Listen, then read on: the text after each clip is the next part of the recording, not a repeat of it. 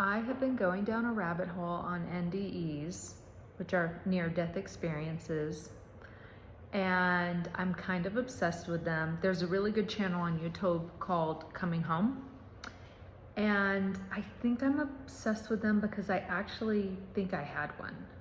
So the story goes that when I was little, like 2-3 years old, I was walking with my family along the Oregon coast, and all of a sudden my parents looked around and I was nowhere to be seen.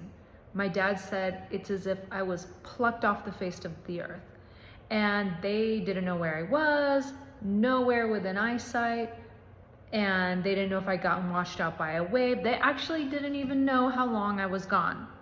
This was parenting in the 70s, people. And so the funny thing is I remember it.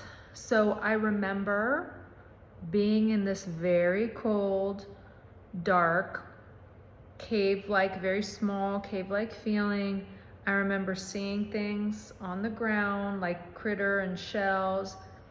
And I remember then having this foreboding feeling wash over me of, uh-oh, this is bad, this is bad.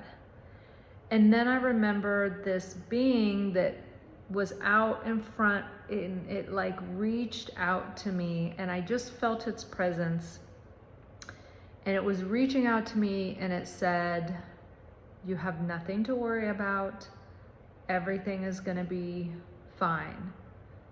And there was just this feeling of total warmth that washed over me, this feeling of calm. I didn't have a care in the world.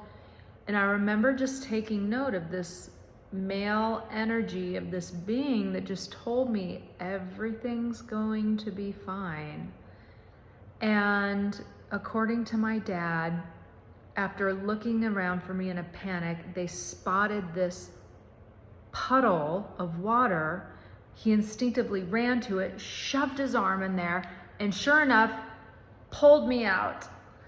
And my dad said, I didn't cry, I wasn't upset. I